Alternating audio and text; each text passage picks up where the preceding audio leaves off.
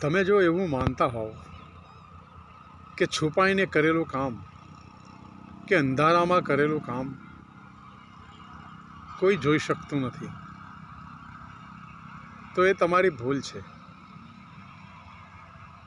એક આંખ એવી છે જે તમે છુપાઈને કરેલું કર્મ કે અંધારામાં કરેલું કર્મ પણ જોઈ શકે છે. હા મિત્રો, એ આંખ તમારી અંદર જ છે. એ આંખ આત્માની આંખ છે, જે દરેક જગ્યાએ બધું જ જોઈ શકે છે.